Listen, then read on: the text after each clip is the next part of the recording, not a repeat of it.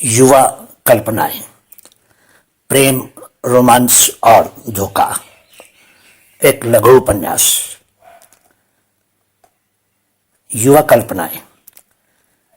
मैंने अपने जीवन में जो कुछ भी भोगा है या जो कुछ भी देखा है, अगले पन्नों में उसका वर्णन करना मेरे लिए आसान नहीं है, क्योंकि मैं एक जीवन के बारे में बात कर रही हूं।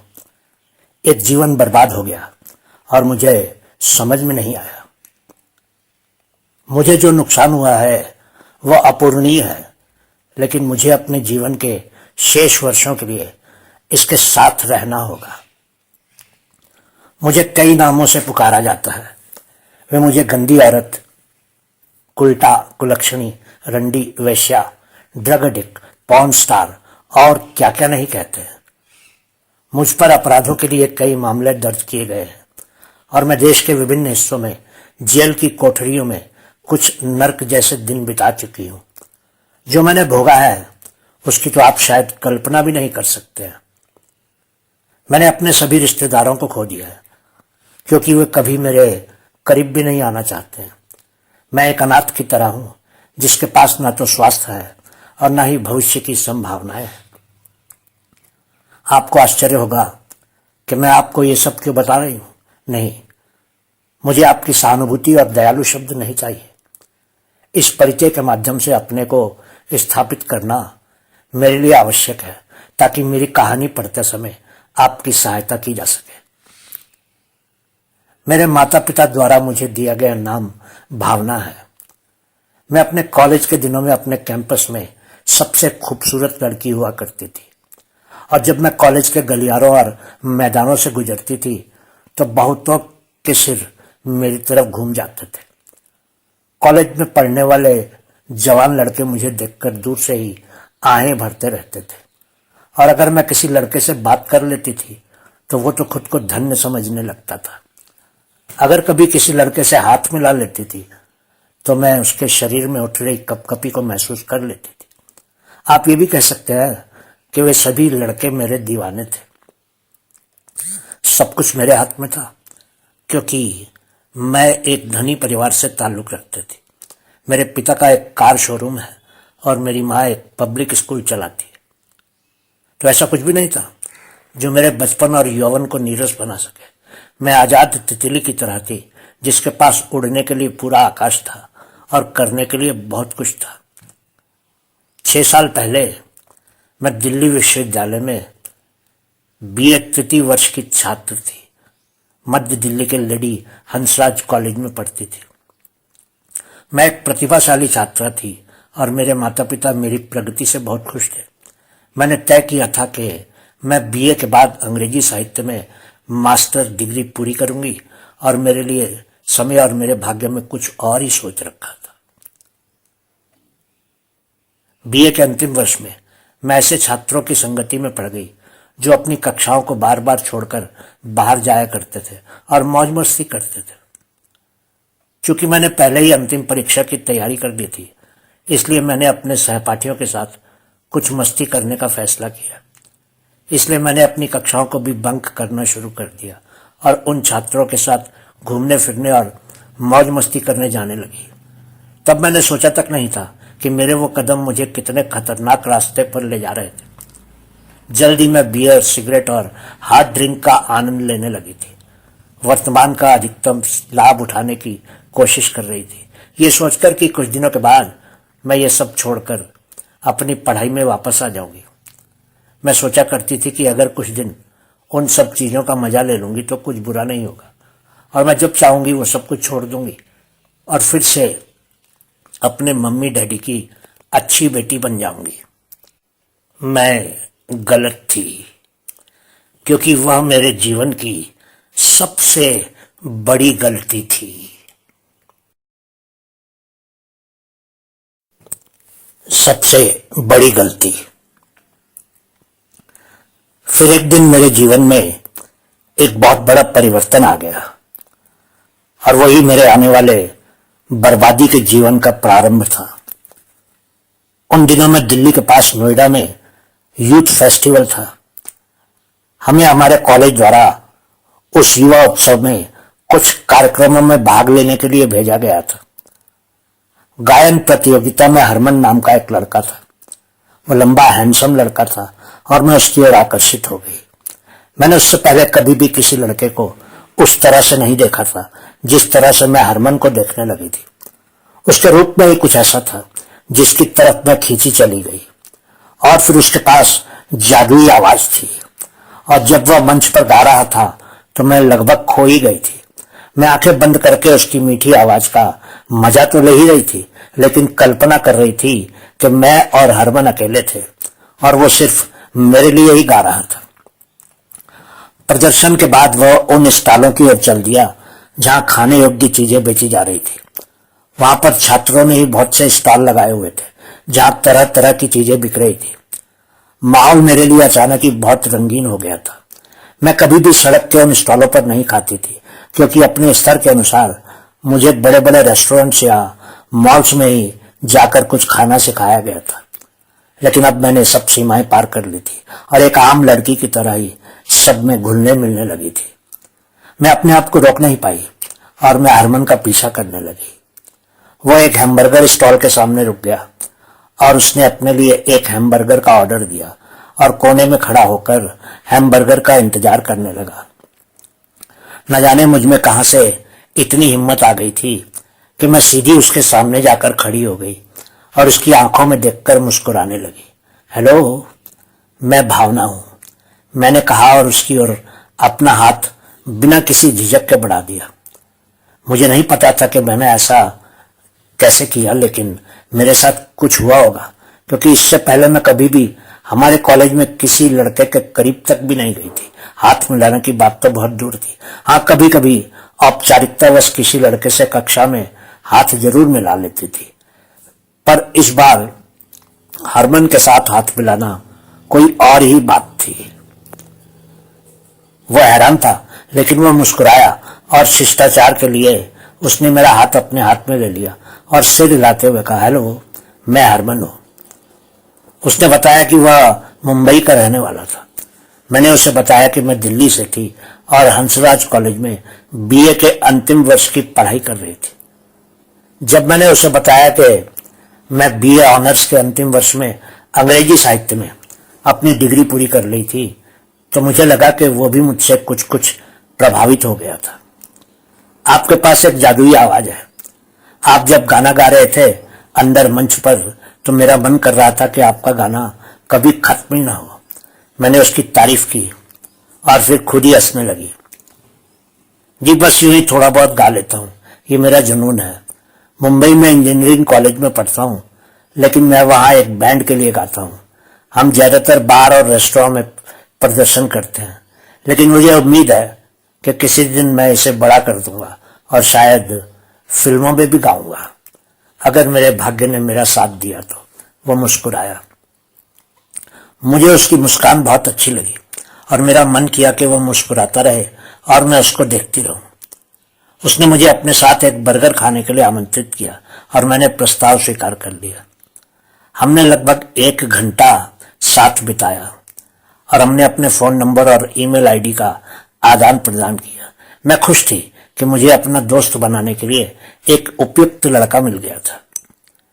जो चीज मुझे उसके बारे में पसंद आई वो यह थी कि वो जमीन से जुड़ा हुआ था और घमंड तो उसको छूकर भी नहीं गया था।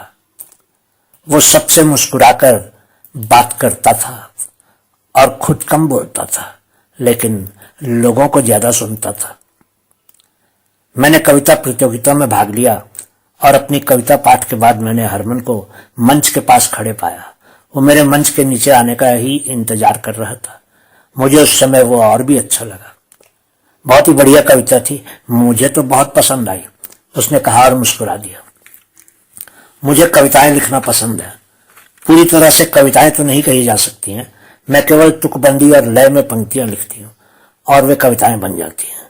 मैंने बहुत विनम्रता से कहा, लेकिन मैं ये जानती थी कि मेरी वो तुक जोड़कर बनाई गई कविताएं लोगों को पसंद आती थी। मैं तुमको बता सकता हूं कि तुम बहुत ही अच्छा लिखती हो और हर शब्द में कोई और ही भाव छिपा होता है। तुम किसी दिन एक पेशेवर लेखक हो सकती हो। उसने मुझे प्रोत्साहित करने की कोशिश की। धन्यवाद। मैंने इसके बारे में सोचा है, लेकिन मुझे पहले अपनी पढ़ाई पूरी करनी है। अंग्रेजी साहित्य में मास्टर्स की डिग्री लेने के बाद ही आगे कुछ सोचूंगी, मैंने कहा। अगले दिन मैंने हरमन को अपने साथ दर्शनीय स्थलों की यात्रा पर जाने के लिए और दिल्ली घूमने के लिए आमंत्रित किया। अमीर घर की बेटी। अगले दिन मैंने अपने पिता की कार उधार ली और यूथ फेस्टिवल में पहुंच गई। मुझे कार चलाती देखकर वो हैरान तो हुआ, और शायद उसने ये भी अंदाजा लगा लिया था कि मैं एक बहुत ही अमीर घर की बेटी थी, क्योंकि कार में बैठते ही उसके व्यवहार में और भी औपचारिकता आ गई थी। पर जब मैंने उससे हंस हंस कर बातें करनी शुरू की तो वो सहज हो गया। मैंने उसे दिल्ली में कई जगह दिखाई और आखिरकार हम पालिका बाजार गए, जहां उसने कुछ कमीजें खरीदी। अगले दिन पुरस्कार वितरण किया गया। हरमन को सर्वश्रेष्ठ गायक का पुरस्कार दिया गया और सभी लोग पहले से ही जानते थे कि वो ही विजेता घोषित किया जाएगा। काव्य प्रतियोगिता में मैं द्वितीय स्थान पर रही।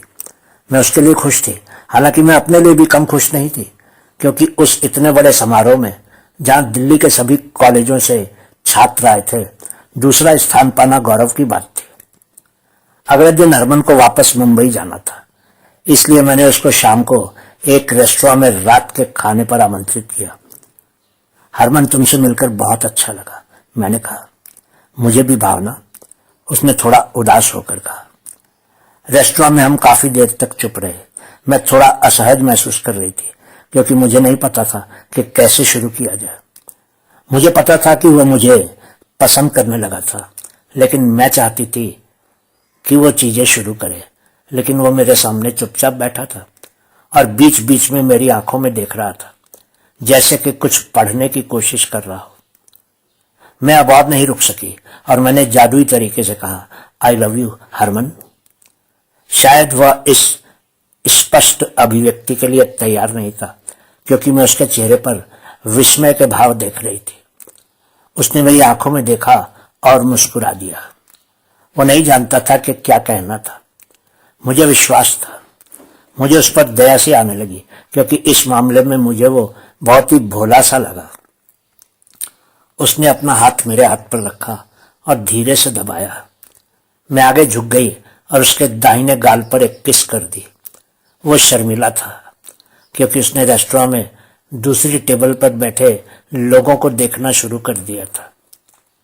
इससे पहले कि वो कुछ कह पाता, मैंने उसे चौंका दिया और कहा, मैं तुम्हें मुंबई में मिलूंगी हरमन। और मैं मेज पर बिल के पैसों के साथ वेटर के लिए भारी टिप रखकर उठकर टेबल से दूर चल दी। मैंने कहने को तो कह दिया था, पर शर्म तो मुझे भी आ रही थी, और मैं टेबल से दूर जाते समय जैसे दौड़ने ही लगी थी, क्योंकि उस समय मेरे पास उसके साथ रुकने की हिम्मत नहीं थी।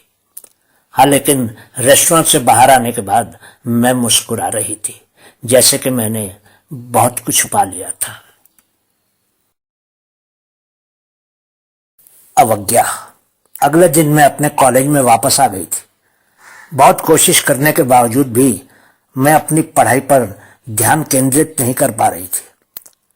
और निर्णय में 3 दिन बीत गए और मैं उस पूरे समय काफी असहज थी। मुझे हरमन की कमी महसूस होने लग गई थी और अचानक ही मुझे लगने लगा कि मैं उसके बिना नहीं रह सकती थी।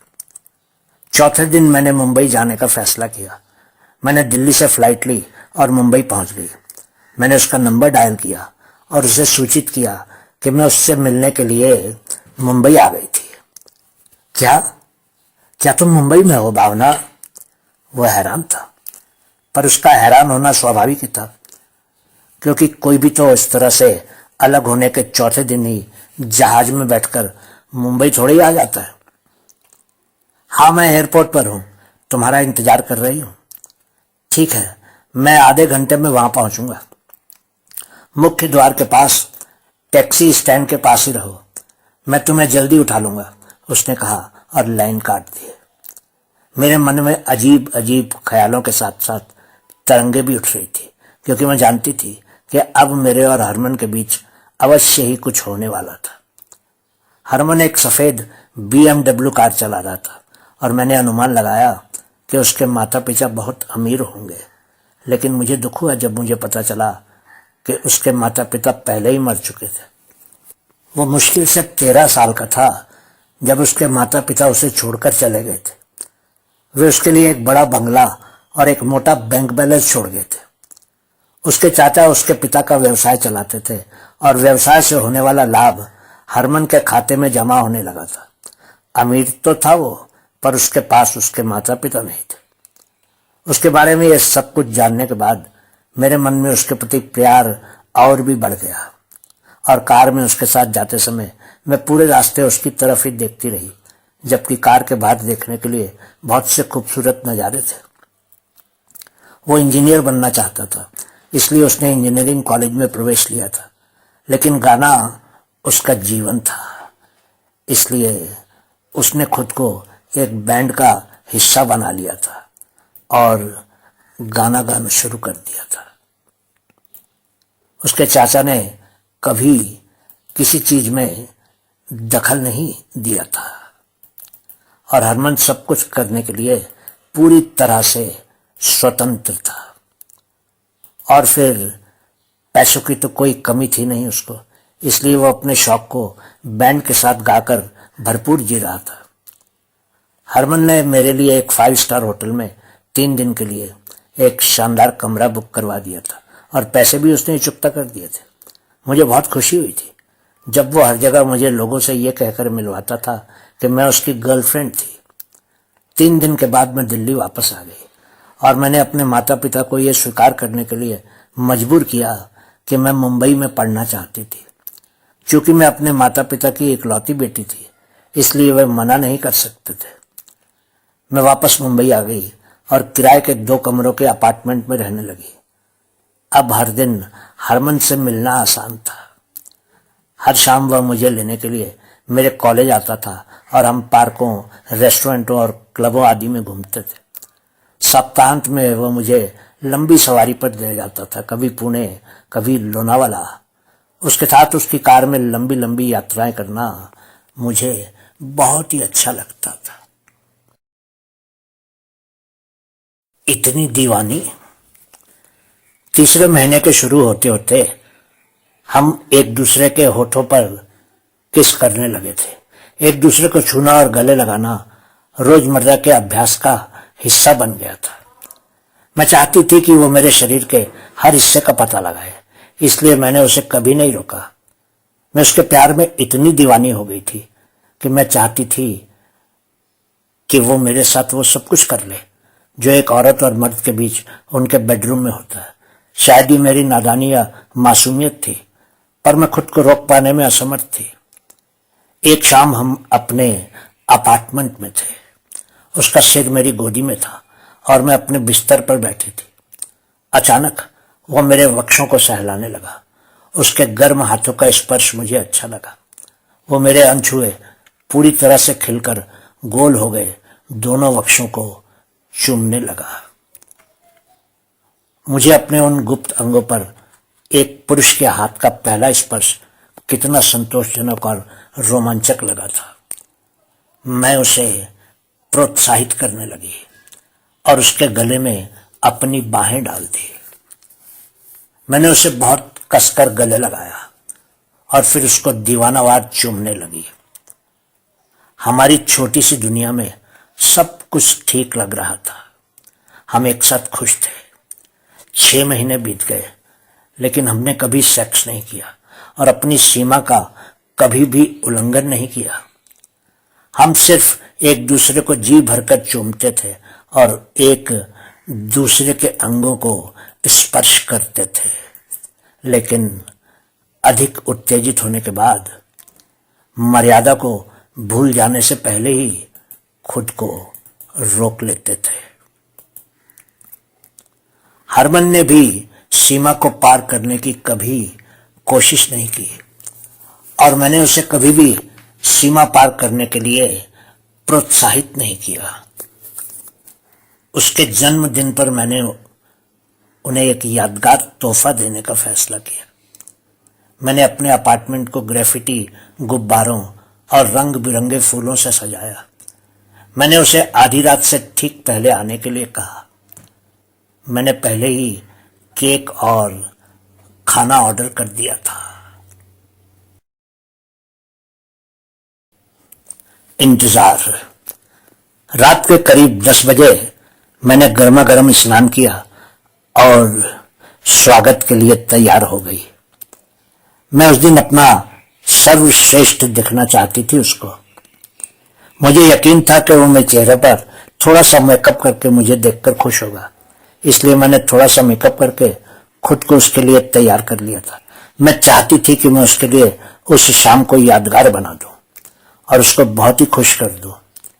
मैं देर तक उसका इंतजार कर रही थी और फिर आखिर करीब 11:30 बजे दरवाजे की घंटी बजी। जब मैंने झांक के छेद से देखा तो वह मुस्कुरा रहा था। मैंने राहत की सांस ली और दरवाजा खोला। मैंने उसका हाथ थाम लिया और उसे बेडरूम में ले गई। अंदर की सजावट को देखकर उसको बहुत ही सुखद आश्चर्य हुआ। वाह, आज क्या खासा है? वह हैरान होकर पूछने के बाद कमरे में चारों तरफ देखने लगा।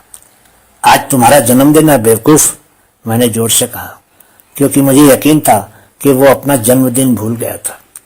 माता पिता की मृत्यु के बाद किसी ने भी उसका जन्मदिन नहीं मनाया था, इसलिए उसने उस दिन को महत्व देना बंद कर दिया था। मैंने उसके होठों को चूम लिया और उसके कान में फुसफुसाकर कहा, हैप्पी बर्थडे। मैं फिर से उसके होठों पर किस करने ही वाली थी कि दरवाजे की घंटी बजी। मैं चौंक गई, क्योंकि मुझे किसी के उस समय रात को मेरे अपार्टमेंट में आने की उम्मीद नहीं थी। मैंने झांक कर देखा, मैं दंग रह गई, क्योंकि मेरी माँ मेरे दरवाजे के बाहर खड़ी थी। शायद वो मुझे सरप्राइज देने के लिए दिल्ली से उड़ी चली आई थी। मुझे क्या करना था मुझे पता नहीं था, क्योंकि मेरे तो हाथ पांव फूल गए थे और मेरे मुंह में तो जैसे बर्फ जम गई थी। मेरा बॉयफ्रेंड मेरे बेडरूम में था और मेरी माँ को लगा कि मैं मुंबई में बहुत मन लगाकर पढ़ रही थी। मुझे रंगे हाथ पकड़ा जा चुका था। मुझे यह तय करने के लिए समय चाहिए था कि मुझे क्या करना था, लेकिन अब समय नहीं था, क्योंकि दरवाजे पर खड़ी माँ अंदर आने को आतुर थी और मैं उनके सामने खड़ी थी, उनका रास्ता रोके। जब मेरी माँ ने कमरे में प्रवेश किया तो हरमन बिस्तर से उठ खड़ा हुआ और उनका अभिवादन किया। इससे पहले कि वो कुछ कहती, वो अपार्टमेंट से बाहर भाग रहा था। मुझे आश्चर्य हुआ कि वो क्यों भाग गया था। मेरी माँ स्पष्ट रूप से बहुत गुस्से में थी और उसने मुझे थप्पड़ मारा और चिल्लाई, तुम्हारे पिता और मैं सोच रहे थे कि तुम पढ़ने के लिए मुंबई आई थी, लेकिन तुम यहाँ ये क्या कर रही हो? इस लड़के के साथ रंगरलियां मना रही हो इस सजे हुए कमरे में? मेरी माँ ने मेरे पिता को फोन किया और अगली सुबह वह भी मुंबई आ पहुंच गए। मैं एक अनिश्चित स्थिति में थी और मुझे नहीं पता था कि क्या करना था। खुद को दोष देने लगी, क्योंकि उन्होंने मुझे आजादी दी थी। अंत में मैंने हिम्मत जुटाई और कहा, मैं हरमन से शादी करना चाहती हूँ। वो बहुत अच्छे अमीर खानदान से है और बहुत अच्छा लड़का है। अब तुम अपने उद्देश्य के बारे में भूल गई हो। तुम तो अपनी मास्टर्स की डिग्री प्राप्त करना चाहती थी और एक लेखक बनना चाहती थी। मेरे डैडी ने बहुत ही जोर से चिल्लाकर मेरी तरफ बड़ी बड़ी लाल आंखों से घूरते हुए कहा। इससे पहले कि मैं अपना बचाव कर पाती, उन्होंने उठकर मेरे चेहरे पर थप्पड़ मार दिया। मैं दंग रह गई, क्योंकि मेरे पूरे जीवन में उन्होंने कभी मुझे गुस्सा तक नहीं किया था। मुझे थप्पड़ मारना तो कल्पना से परे की बात थी। मैं कुछ भी नहीं सुनना चाहती हूँ। मैं एक बालिग हूँ और मैं तय कर सकती हूँ कि मेरे लिए क्या अच्छा है और क्या बुरा। मैं रोने लगी, लेकिन उस समय मुझे जाने कहां से इतनी हिम्मत आ गई थी कि मैं अपने मम्मी डैडी के सामने इस तरह खुलकर बोलने लगी थी। मम्मी डैडी, मेरे माता पिता 1 सप्ताह तक मेरे साथ रहे और हम साथ साथ घूमे। उन्होंने हर तरह से समझाने बुझाने की कोशिश की और मुझे खुश करने की कोशिश की, और उन्होंने मेरे लिए ढेर सारी चीजें भी खरीद दी।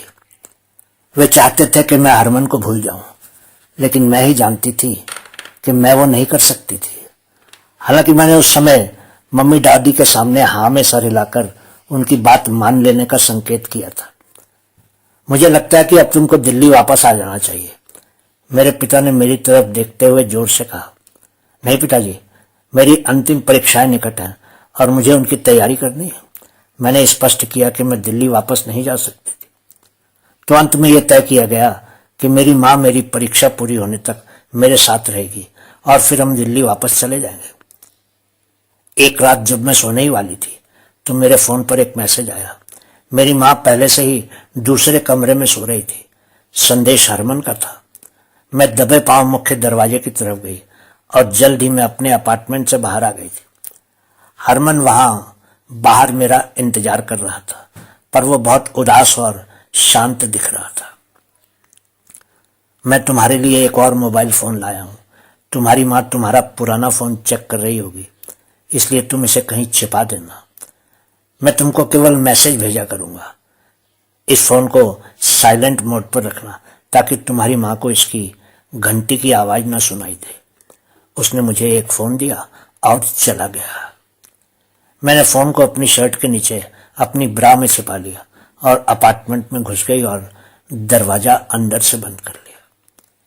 सुबह मेरी माँ ने मुझसे कहा, तुम्हारा मोबाइल कहाँ है? तुम्हें मुंबई में फोन की जरूरत नहीं है, कॉलेज जाने से पहले मुझे दे दो। मैंने एक शब्द भी नहीं कहा और माँ को फोन थमा दिया। माँ ने उस दिन से ही मुझे कभी अकेला नहीं छोड़ा, एक पल के लिए भी नहीं। जब मैं कॉलेज के अंदर होती थी, वो शाम को फिर से मुझसे मिलने के लिए बाहर इंतजार कर रही होती थी। जाहिर है वो मेरे साथ कोई चांस नहीं लेना चाहती थी। मैं खुश थी क्योंकि हरमन का फोन मेरे पास था और हम नियमित रूप से एक दूसरे से बात कर रहे थे और एक दूसरे को मेरे घर के अंदर होते समय मैसेज भेजकर और जब मैं कॉलेज में होती थी फोन पर बातें करके। सगाई। अंत में हमने तय किया कि हमें भाग जाना चाहिए। मैं अपनी मां के प्रति बहुत विनम्र व्यवहार करने लगी। मेरे व्यवहार में अचानक हुए इस परिवर्तन को देखकर वो निश्चित रूप से हैरान थी। वो मेरे साथ विनम्रता से बात करने लगी और बहुत खुश लग रही थी। वो अक्सर दिल्ली में मेरे पिता को फोन करती थी और उन्हें बताती थी कि मैं ठीक थी और मैं बिल्कुल बदल गई थी और उस लड़के को भूल गई थी जिसको उन्होंने मेरे बेडरूम में कुछ दिन पहले देखा था। 2 दिन बाद मेरे पिता मुंबई में थे। उन्होंने मुझे एक युवक की तस्वीर दिखाई। उन्होंने बताया कि उस युवक का नाम राजीव था।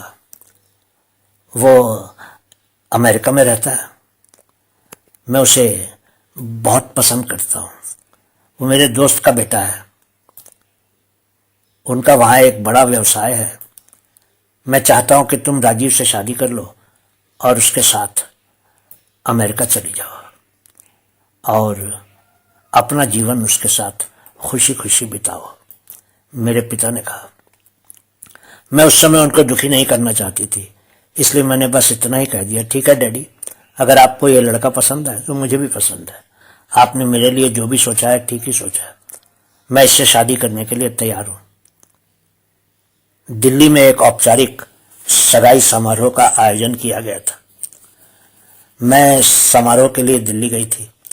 राजीव अपने माता पिता के साथ कुछ दिनों के लिए अमेरिका से दिल्ली आया था। हर कोई खुश लग रहा था क्योंकि मेरी सगाई एक NRI अप्रवासी भारतीय से हुई थी और मुझे अपनी शादी के बाद अमेरिका जाना था। उसके बाद मुझ पर कोई पाबंदी नहीं थी क्योंकि मेरे माता पिता का मानना था कि मैं अपनी सगाई से खुश थी। मैंने अपनी आज़ादी वापस पा ली थी और बहुत ही आसानी से मम्मी डैडी को चकमा दे दिया था कि मैं उस अमेरिका वाले राजीव से सगाई करके बहुत ही खुश थी। अगले दिन सगाई समारोह के बाद मैंने वापस मुंबई के लिए उड़ान भरी। मैंने हरमन को फोन किया और कहा कि मैं एक बार फिर आजाद थी। मैंने उससे कहा कि सब कुछ ठीक हो गया था और हम भाग सकते थे, मुंबई और दिल्ली से कहीं दूर जा सकते थे और आगे के जीवन के बारे में योजना बना सकते थे। गोवा पहुंचे। मेरे बैंक खाते में करीब 1 लाख रुपए थे। मेरे पास बहुत सारे सोने के जेवर थे। 2 दिन बाद मैंने अपने सारे कपड़े और गहने एक बैग में रख दिए और हरमन को फोन किया। मैं तुमको 10 मिनट में लेने आऊंगा, हरमन ने कहा और लाइन काट दी। मैंने अपने पिता को एक पत्र ईमेल किया जिसमें बताया कि मुझे खेद था क्योंकि मैं उनकी पसंद के व्यक्ति से शादी नहीं कर सकती थी। हरमन और मैं अपने माता पिता से दूर, मुंबई से दूर, दिल्ली से दूर गोवा पहुंचे। हमने बस से यात्रा की थी क्योंकि हरमन की BMW कार को आसानी से खोजा जा सकता था।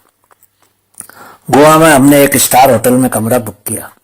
मैंने सोचा था कि ये एक साथ एक बहुत ही खुशहाल जीवन की शुरुआत थी, लेकिन मैं गलत थी क्योंकि मैंने वास्तव में एक ऐसा रास्ता चुन लिया था जिसमें भविष्य अंधकारमय साबित होने वाला था। लेकिन हरमन के प्यार में मैं इतनी अंधी हो गई थी कि मैंने किसी और चीज के बारे में सोचा ही नहीं था और तुरंत ही भागकर उसके साथ मुंबई से गोवा आ गई थी। उस रात हम बहुत थके हुए थे और डरे हुए थे, इसलिए हम एक दूसरे की बाहों में सो गए। सुबह जब मैंने अपनी आंखें खोली तो मैंने उसका दाहिना हाथ अपने वक्षों पर पाया। वह धीरे से मेरी गोलाइयों को दबा रहा था। सुबह सुबह ही सही, पर मैं उसके गर्म हाथों के स्पर्श से बहुत ही उत्तेजित हो गई थी और मैंने अपनी ब्रा उतार दी ताकि वह आगे बढ़ना जारी रख सके। मैं उस होटल के कमरे में उसके साथ खुश थी क्योंकि वहां हम जो चाहे कर सकते थे क्योंकि हमें रोकने वाला कोई नहीं था। जल्द ही हम पूरी तरह से नग्न हो गए। मैंने उसके मजबूत शरीर को देखा और खुशी से सिहर उठी। मैं उसकी बाहों में आ गई। वो मेरे पूरे शरीर को ऊपर से नीचे तक बहुत ही प्यार से और कामुक ढंग से चूमने लगा। मैं दूसरी दुनिया में थी और मैं खुशी और आनंद का कारण बहुत ही धीरे धीरे कराहने लगी थी और मेरी आहें कमरे में गूंजने लगी थी। मैंने पहले कभी इसका अनुभव नहीं किया था, लेकिन हर नवीनता मेरी खुशी में वृद्धि कर रही थी। मैंने किताबों में भी पढ़ा था और सहेलियों पे भी सुना था कि जब स्त्री पहली बार किसी के साथ संसर्ग करती है तो पहली बार स्त्री को बहुत दर्द होता है और मेरे साथ भी ऐसा ही हुआ और मुझे भी बहुत दर्द हुआ। लेकिन फिर जब हरमन लय में आ गया, मेरा दर्द तो जैसे गायब ही हो गया क्योंकि मैं प्रेम के ऐसे सागर में गोते लगा रही थी जिसकी मैंने कभी कल्पना तक नहीं की थी। मुझे वो यौन क्रीड़ा का सुख दुनिया के हर सुख से ऊपर लग रहा था और मैं अपने मुंह से मीठी मीठी आवाजें निकाल रही थी। मैं पूरी तरह से संतुष्ट और गौरवान्वित थी कि वो इतना मजबूत युवक था।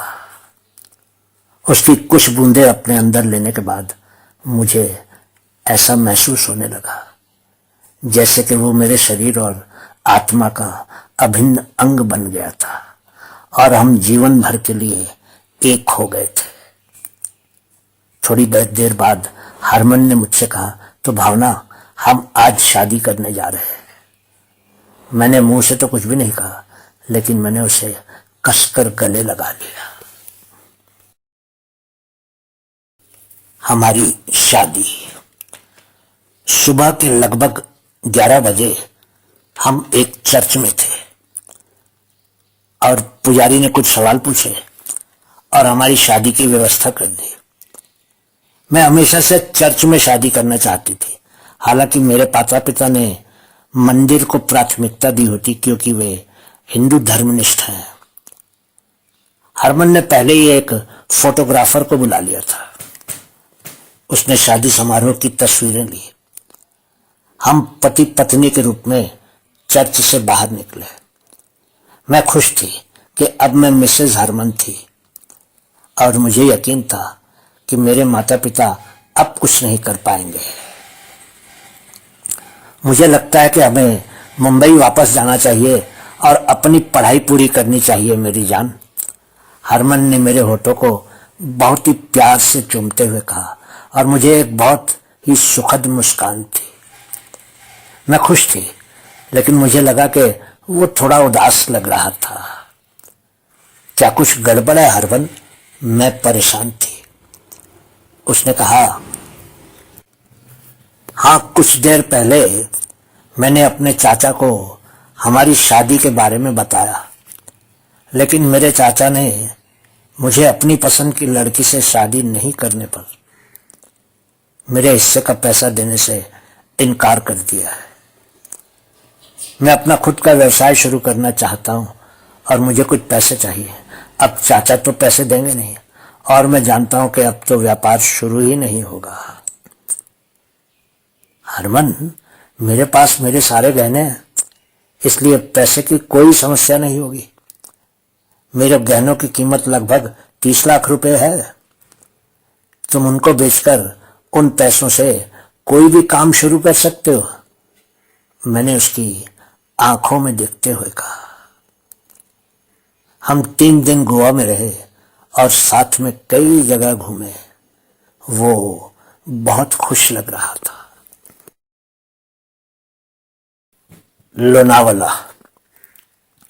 हमारा हनीमून खत्म हो चुका था और हमने एक एक पल का भरपूर आनंद लिया था। 2 हफ्तों के बाद हम वापस मुंबई आ गए। हमने अपने अपार्टमेंट से दूर एक छोटा सा घर किराए पर ले लिया। मैंने अपनी मां को फोन किया और उन्होंने मुझे बताया कि मेरे पिता मेरा चेहरा दोबारा नहीं देखना चाहते थे। मैं दंग रह गई थी। मैं सोचने लगी कि कहीं मुझसे कोई गलती तो नहीं हो गई थी। अगली सुबह हरमन ने मुझसे कहा कि मैं उसे अपने गहने दे दूं। मैं खुश थी कि वो एक नया व्यवसाय शुरू करने जा रहा था। मैंने अपने सारे गहने एक छोटे से बैग में इकट्ठा किए और हरमन को सौंप दी। कुछ ही दिनों में उसने मुझे बताया कि उसने सेंट्रल मुंबई में एक बार और रेस्टोरेंट खोल लिया था। मैं उद्घाटन के दिन वहां थी। ये एक भव्य रेस्टोरेंट था और हरमन बहुत खुश लग रहा था। उसको खुश देखकर मैं भी खुश थी। हम दोनों अब मुंबई के एक शानदार रेस्टोरेंट और बार के मालिक थे। मुझे उनके दोस्तों से मिलवाया गया। मैं सोचने लगी कि श्रीमती हरमन के रूप में मैं उनका सम्मान प्राप्त कर रही थी। वेटर मेरे आगे पीछे घूम रहे थे और हरमन के दोस्त मुझे कभी ड्रिंक तो कभी कुछ खाने को ला ला कर दे रहे थे। मुझे अब हरमन पर गर्व होने लगा। मैं अपना नया घर सजाने में लग गई। हरमन पर अपना सारा प्यार बरसाने की कोशिश कर रही थी और उसे हर हाल में खुश रखने की कोशिश करती थी। वो भी मेरा बहुत ख्याल रखता था और हर शाम मुझे कहीं न कहीं घुमाने ले जाता था। अगले कुछ महीने मेरे लिए सुखद रहे। हरमन मुझे रेस्टोरेंट, क्लब, शॉपिंग मॉल और अन्य कई जगहों पर ले गया। उसका रेस्टोरेंट अच्छा चल रहा था और आमदनी भी अच्छी थी। एक शाम उसने सचमुच मुझे विस्की का एक पैग लेने के लिए मजबूर किया। मैंने अपने जीवन में कभी कोई हार्ड ड्रिंक नहीं पी थी। अपने पहले पेय के बाद मुझे अच्छा लगने लगा। उस दिन के बाद मैं उसके साथ विस्की पीने लगी। मैंने पहले ही कॉलेज जाना बंद कर दिया था क्योंकि मैं लेखक नहीं बनना चाहती थी। मैं हरमन के बच्चों की मां बनना चाहती थी और एक परिवार का पालन पोषण करना चाहती थी। एक सुबह हरमन ने मुझसे कहा कि वो मुझे सरप्राइज देना चाहता था। उसने मुझे अपने कपड़े पैक करने के लिए कहा। मैं हैरान थी, लेकिन मैंने उसकी बात मानी और जल्द ही मैं एक पैक बैग लेकर तैयार हो गई। हरमन जब मुझे लेने आया तो वो नीली मारुति कार चला रहा था। मैंने उसकी BMW कार के बारे में पूछा। उसने कहा कि उसकी BMW गाड़ी मरम्मत के लिए गैरेज में थी। मुझे इससे ऐतराज नहीं था। कार में उसके साथ उसके 2 दोस्त भी थे। हम लोनावला जा रहे थे। उन्होंने मुझे एक वेश्या बना दिया। उन्होंने वहां 3 दिन के लिए एक फार्म हाउस किराए पर लिया था। शाम को हमने ड्रिंक की। उसी शाम हरमन ने मुझे विस्की के 4 पैक पीने के लिए मजबूर किया। मैं नशे में थी और मेरी जीभ हकलाने लगी थी। जल्दी मेरी आंखें बंद हो गई। उन्होंने सोचा कि मैं सो रही थी, लेकिन ऐसा नहीं था, क्योंकि मैंने सोफे पर लेटकर सिर्फ अपनी आंखें बंद कर ली थी और उन तीनों की बातों को सुन रही थी। तभी अचानक मैंने हरमन के एक दोस्त को कहते सुना, तो आखिर में हरमन, तुमने इतना सफल नाटक रच ही दिया और इस लड़की को अपने जाल में फंसा ही लिया। हरमन ने हंसकर कहा, तुम लोगों की पैसे के द्वारा की गई मदद और किराए पर ली गई सफेद BMW कार के बिना यह संभव नहीं हो सकता था। ये सुनकर मेरे तो होश ही उड़ गए, लेकिन मैंने आंखें नहीं खोली और सोने का नाटक करती हुई सोफे पर ही पड़ी रही, ताकि उनको यकीन बना रहे कि मैं नशे में सो रही थी। ये पता चला कि हरमन एक बदमाश था, जो अपने कॉलेज में एक गिरोह का जाना माना नेता था। वह मुंबई की एक गरीब झुग्गी बस्ती में रहता था। वो पहले भी कई लड़कियों को ठग चुका था। वह खुद को अमीर माता पिता के बेटे के रूप में पेश करता। वो महंगी कार दिखाता था और मासूम बच्चियों को फंसाता था। हाँ, ये बात सच थी कि वो गाता बहुत ही अच्छा था और उसने इंजीनियरिंग कॉलेज में दाखिला भी लिया हुआ था। मुझे यकीन था कि अगर मैं अपनी आंखें खोलूंगी तो मेरे साथ अलग व्यवहार करेंगे, इसलिए मैंने सोने का नाटक जारी रखा। भावना, उठो, हरमन ने कहा। ओह, मुझे खेद है कि मैं सो गई थी। मैंने नींद से उठने का अभिनय करते हुए कहा, एक और पी लो और तुम ठीक हो जाओगी। हरमन ने विस्की का गिलास मेरे हाथ में देते हुए कहा। मैं पीना नहीं चाहती थी, लेकिन उसने गिलास मेरे होठों पर रख दिया और मुझे पीने के लिए मजबूर किया। मुझे याद नहीं मैंने कितनी शराब पी थी, लेकिन मुझे यकीन है कि हरमन के दोस्त मेरे शरीर से मेरे कपड़े निकाल रहे थे। वे पूरी रात मेरे साथ मनमानी करते रहे और बार बार मेरा बलात्कार करते रहे। और जब मैंने आंखें खोली तो उन्होंने मुझे फिर से विस्की पिलाई, लेकिन मेरी टांगों में बहुत दर्द हो रहा था, जो फिर से विस्की पीने से कम हो गया था। सुबह जब आंख खुली तो मेरा सिर फट रहा था। हरमन का एक दोस्त बिस्तर के पास खड़ा था, पूरी तरह से निर्वस्त्र था। एक पी लो और तुम ठीक हो जाओगी। मैंने अपने शरीर की ओर देखा। मैं भी पूरी तरह से निर्वस्त्र थी। हरमन कहाँ है? तुम यहाँ क्या कर रहे हो? तुमने मेरे साथ क्या किया? मैंने कहा। हमने तुम्हारे साथ वही किया जिसके लिए हम तुमको यहाँ लाए थे प्रिय, और यही तुमको हरमन के दोस्तों के साथ करना होगा आगे भी। आखिर तुमको हमने मिलकर जीता है। वो हंसने लगा। मैंने अपनी साड़ी इकट्ठी की और उसे अपने शरीर के चारों ओर लपेट लिया। अपने कपड़े पहनने का कोई फायदा नहीं है, क्योंकि हम आपको 3 दिनों तक पूरी तरह से निर्वस्त्र ही देखना चाहते हैं। वो फिर हंसा। हरमन कहाँ है? मैंने मांग की। अब तुम उसे कभी नहीं देखोगी प्रिय। उसने एक क्रूर मुस्कान दी। मैं दंग रह गई, लेकिन मैंने कहा, तुम्हारा क्या मतलब है? उसने आधिकारिक स्वर में कहा, उसने तुमको हमें एक बड़ी रकम के लिए बेच दिया है। अब तुम यहां हमारे ग्राहकों को खुश करोगी। मैं चिल्लाने लगी, लेकिन तभी एक और दोस्त अंदर आया और मेरे दाहिने हाथ की नस में एक इंजेक्शन लगा दिया। मुझे यकीन था कि वो मुझे नशा दे रहे थे। उन्होंने मुझे उस घर में 20 दिनों से अधिक समय तक रखा, ज्यादातर नशीली दवाओं के प्रभाव में। सैकड़ों आदमी वहां आए और मेरे शरीर का आनंद लिया। बिस्तर पर मेरे चारों ओर रुपयों के अंबार लगे थे। मैं उस फार्म हाउस में ज्यादातर समय निर्वस्त्र ही रहती थी और एक एक करके मर्द आते थे और मनमानी करते थे और मुझे बार बार शराब पिलाते थे। जब उनको लगता था कि मैं बिल्कुल ठीक थी और होश में आ गई थी, तो वो लोग मुझे खाना खिलाते थे और फिर से इंजेक्शन लगाकर नशे में डुबा देते थे। मुझे नहीं पता था कि आगे मेरे साथ क्या होने वाला था। पलायन। लगभग 1 महीने के बाद मैंने विरोध करना बंद कर दिया और उसके दोस्तों के साथ सहयोग करना शुरू कर दिया।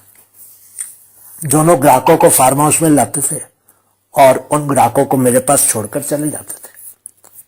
उन्होंने घंटे के हिसाब से पैसे जमा शुरू कर दिए थे।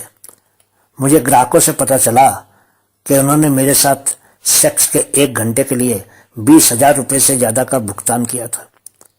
मुझे एहसास हुआ कि मैं उनके लिए 1 हफ्ते से ज्यादा समय से काम कर रही थी। मैं वहां से भागना चाहती थी, लेकिन मुझे नहीं पता था कि यह कैसे संभव होगा और फिर मैं कहाँ जा सकूंगी, क्योंकि मैं अपने माता पिता के पास वापस नहीं जा सकती थी। मैं मुंबई में नहीं रह सकती थी, क्योंकि हजारों लोगों ने मुझे पहले ही प्रयोग कर लिया था और मैं एक महंगी वेश्या बन गई थी और बहुत से लोग मुझे पहचानने लगे थे। बस इसलिए मुंबई में रहना मेरे लिए संभव नहीं था। एक सुबह मैंने पाया कि हरमन के 2 दोस्त अभी भी सो रहे थे। मेरा आखिरी ग्राहक मुझे प्रयोग करने के बाद ही सो गया था। मैंने जल्दी जल्दी कपड़े पहने और उस फार्म हाउस के मुख्य द्वार से बाहर निकल गई और फिर एक अनजान दिशा की तरफ दौड़ने लगी। चूंकि फार्म हाउस गरीब ग्रामीण इलाके में था, इसलिए मैंने खुद को जंगल में पाया। मैं घंटों दौड़ती रही। अचानक मैंने खुद को एक मुख्य सड़क के सामने पाया। एक कार मेरे पास रुकी। एक अधेड़ उम्र का आदमी कार चला रहा था। क्या आप मुझे शहर तक लिफ्ट दे सकते हैं? मैं इस तथ्य को छिपाने की कोशिश कर रही थी कि मैं बहुत ही डरी हुई थी। बेशक, लेकिन आपको मेरे लिए कुछ करना होगा। मैं आप जैसी महिलाओं को जानता हूं। उसने एक क्रूर मुस्कान दी। ठीक है, जब हम शहर पहुंचते हैं तो आप कर सकते हैं जो आप मेरे साथ करना चाहते हैं। मैंने कार का अगला दरवाजा खोला और उसके पास बैठ गई, सामने की सीट पर। नहीं, पहले मैं तुम्हें यहाँ पिछली सीट पर प्रयोग करूंगा और जब मेरा मन भर जाएगा मैं तुम्हें उस जगह छोड़ दूंगा जहां तुम जाना चाहती हो, उसने कहा। मेरे पास और कोई विकल्प नहीं था, क्योंकि मैं जानती थी कि अगर हरमन के दोस्तों ने मुझे फिर से पकड़ लिया तो वे मुझे फिर कभी फार्म हाउस से बाहर नहीं जाने देंगे। मुझे वहां कैद कर लिया जाएगा। मैं पीछे की सीट पर जाकर बैठ गई और अपने कपड़े उतारने लगी। अधेड़ उम्र का आदमी कार को सड़क से दूर एक कच्चे रास्ते पर ले गया और फिर कार को एक जगह पर खड़ी करके पीछे की सीट पर आ गया। जल्द ही वह भूखे जानवर की तरह मुझ पर सवार हो गया। मैं अनिच्छा से ही सही, पर उसका साथ देने लगी। वो जल्दी ही समाप्त हो गया और उठकर कपड़े पहनने लगा। वो मुस्कुराया और कहा, तुम एक अच्छी महिला लगती हो। मेरा मतलब एक अच्छे परिवार से हो। तुम कहाँ जाओगी? मुझे निकटतम शहर में छोड़ दो, मैंने कहा। अगर तुम चाहो तो कुछ दिनों के लिए मेरे फ्लैट में रह सकती हो। मैं मुंबई में रहता हूँ। वो मुस्कुराया। आप बदले में क्या मांगेंगे? मैंने कहा। प्रतिदिन एक बार इसी तरह का आनंद, उसने कहा। मैं मान गई और उसके साथ उसके अपार्टमेंट में चली गई, क्योंकि मेरे पास उसके सिवा और कोई भी विकल्प नहीं था। मैं उसके साथ 1 महीने तक रही। मुझे शराब और नशीले पदार्थों की आदत हो गई थी और मैं उनके बिना नहीं रह सकती थी। जब मैं फार्म हाउस से भागी थी तो मेरे पर्स में कुछ पैसे थे, लेकिन अब वो पैसे खत्म हो गए थे। क्या तुम मुझे कुछ पैसे दे सकते हो? मैंने एक दिन अधेड़ आदमी से कहा। कितने? 1,000 रुपये, मैंने कहा। तुमको पैसे की आवश्यकता क्यों है? तुम यहाँ खाती हो, तुम मेरी विस्की पीती हो, तुम्हें और क्या चाहिए? वो संदिग्ध लग रहा था। मुझे कोई दवाएं खरीदनी है, मैंने उससे झूठ बोला। मैं उसे नहीं बता सकी कि मुझे कुछ ड्रग्स खरीदने के लिए पैसों की जरूरत थी। ठीक है, लेकिन मुझे लगता है कि अब तुम्हें मेरा घर छोड़ देना चाहिए, उसने मुझे 1,000 रुपये देते हुए कहा। कहानी का अंतिम भाग। अच्छा पैसा। मैं घर से बाहर आई और सोचने लगी। मेरे पैर कांप रहे थे और मुझे तुरंत ड्रग्स की जरूरत थी। मैं गली में घुसी तो वहां कुछ बदमाश मिले। मैंने 200 रुपये दिए और वहां कोकीन की एक छोटी सी प्लास्टिक की थैली खरीदी, जिसमें करीब 2 ग्राम सफेद कोकीन थी। मैंने टैक्सी ली और बस स्टेशन पहुंच गई। मैं अपने हनीमून की जगह गोवा के लिए एक बस में सवार हो गई। मुझे विश्वास था कि मैं वहां पर्यटकों को अपनी शारीरिक सेवाएं देकर बदले में कुछ अच्छा पैसा कमा लूंगी। मैं 6 महीने गोवा में रही और हर रात अलग अलग होटलों में मर्द ग्राहकों को अपनी सेवा देकर 10 लाख रुपए से ज्यादा बचा लिए। मैंने एक अपार्टमेंट किराए पर लिया और एक कार खरीदी। मेरे पास मेरे 3 टेलीफोन नंबर और 2 दलाल थे जो मेरे लिए ग्राहक लाने लगे। मैं 1 घंटे के लिए 5,000 रुपये तय किया था, मेरे शरीर का भाव। और मुझे यह देखकर आश्चर्य हुआ कि सैकड़ों पर्यटक मेरे पास बार बार आते थे। मुझे लगा कि हमारा देश एक सेक्स का भूखा देश था। अब मैं अपने माता पिता की जानकारी के बिना दूसरे कॉलेज में प्रवेश लेने के लिए दिल्ली वापस जाने के बारे में सोच रही हूँ। मैं अपनी पढ़ाई पूरी करने और अमेरिका पहुंचकर वहां एक नया जीवन तलाश करने की योजना बना रही हूँ। 1 साल बाद मैंने अमेरिका के राजीव का नंबर डायल किया। मुझे आश्चर्य हुआ क्योंकि वह अभी तक अविवाहित था। आप कहाँ हैं भावना? उन्होंने कहा। मैं आया हूँ भारत में और मैं ठीक हूँ, मैंने कहा।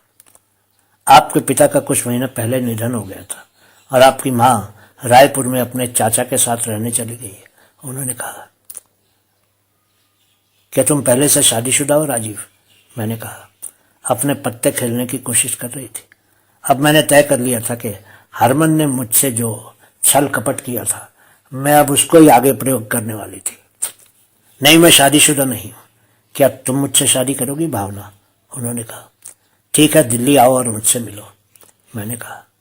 लेकिन तुम कहाँ रहती हो? उन्होंने कहा। मैंने उसे अपना पता दिया और लाइन काट दी। अब मैं उसका इंतजार कर रही हूँ। मैं उससे इस शर्त के साथ शादी करने जा रही हूँ कि वह मुझसे कभी नहीं पूछेगा कि मैं पिछले 11 महीनों से कहाँ थी।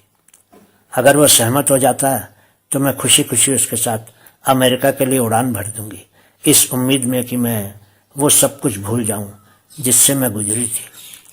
मैं अपनी माँ से मिलना चाहती हूँ, लेकिन सबसे पहले मैं राजीव को मुझसे शादी करने और अमेरिका ले जाने के लिए आकर्षित करना चाहती हूँ। वहां से मैं उनसे अपनी माँ को वहां बुलाने का अनुरोध करने वाली हूँ। मैं अपनी माँ के साथ रहना चाहती हूँ।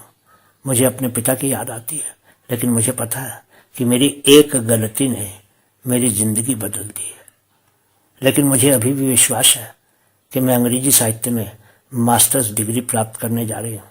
मुझे अब भी पूरा यकीन है कि मैं एक दिन एक सफल लेखिका बन जाऊंगी और मेरी कहानियों को लोग दुनिया भर में पसंद करेंगे।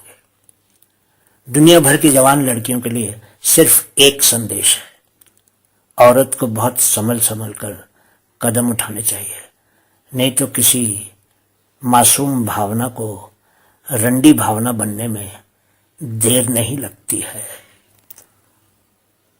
कहानी सुनने के लिए आप सभी का बहुत बहुत धन्यवाद।